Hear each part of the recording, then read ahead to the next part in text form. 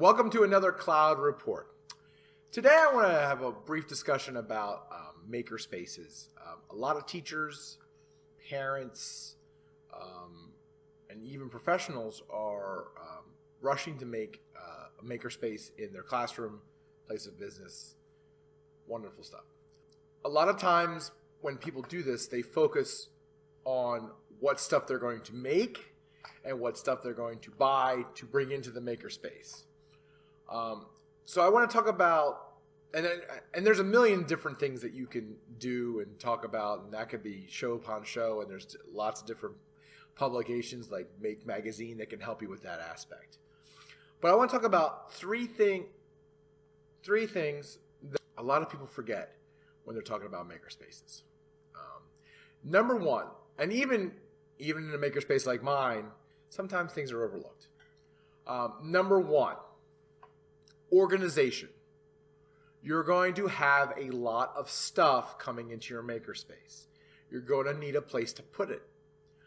For example, we had a cardboard challenge, and we had tons of cardboard come in, and we had really no place to store it. I have painting supplies, cutting supplies, robots. I have all this stuff in my lab, and I have a big problem with storage. So when you're organizing a makerspace, you need to take a critical look at how you're going to creatively store things.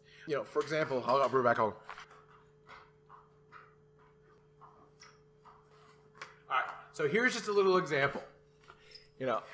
I've got massive amounts of tape, duct tape, masking tape, athletic tape, all packing tape. I have all this tape, and I have no place to put it. So make sure you take a look at your storage and what you could do to creatively store things. As you can see behind me, I even have things hanging from the roof. The second thing that's very important is ventilation. Without ventilation, you're going to have some problems. There's recently been some stories. I shared one on the Cloud Report, the Facebook page, where two people died.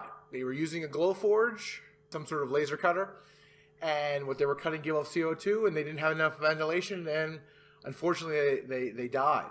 Something as simple as Mod Podge, if you don't have proper ventilation, will really have problems in your makerspace.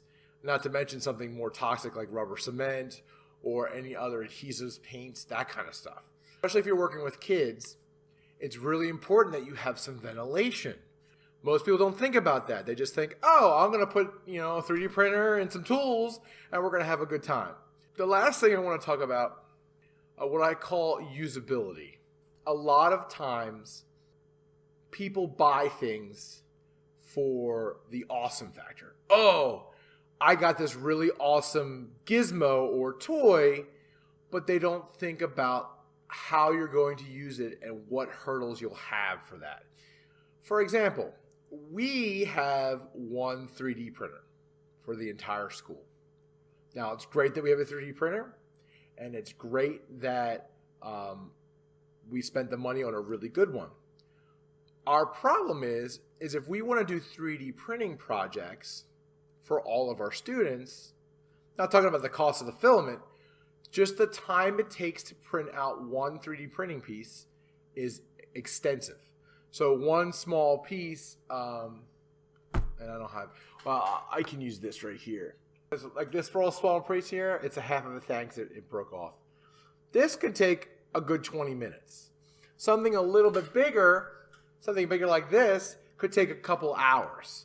So if you have 100 students trying to print times 2, and it's going to take you a long time. So what ends up happening is it limits what kind of projects we can do.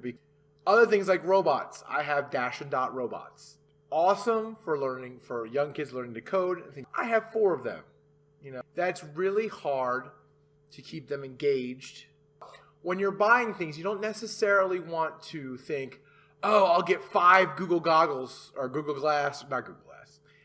Cardboards, and my kids will just share it. You start losing a lot of the lesson if kids are starting to fight over things and things. So you want to make sure that when you purchase things, especially in a classroom setting, you have enough to make it a valuable and authentic lesson for your students. That kind of just goes back to what I always say is you have to have your objective first. What skill are we going to learn during this? Is 4 dash and dot robots going to do it? If they're going to learn how to cut, if I give a class of 20 students 3 scissors, we wouldn't do that, right, as teasers. But if a lot of times with Makerspace and technology, we just we don't have it, so we're like, here you go. Here's 3 iPads for a class of 15. That's tough. It's not completely undoable, but it makes, it kind of buries the objective.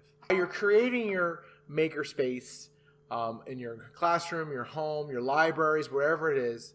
Just keep an eye on those 2 things. Organization, it's important to know where you're going to put things and how you're going to store things, or you're going to get inundated really quick and drowning in cardboard, recycled material, all that stuff, because everybody donates it. Ventilation, if you're going to do any kind of building with any kind of materials that are smelly, Mod Podge, painting, spray paint, all that stuff. Even if you get something like a glow forge, anything that cuts, laser cutters can give off CO2. It's good to have a CO2 detector in your space, and it's also good to have proper ventilation or you're going to get in trouble. Last thing, again, usability. Make sure you get enough that your students or kids or whatever can have a good experience using this stuff. Thanks a lot, and talk to you next time.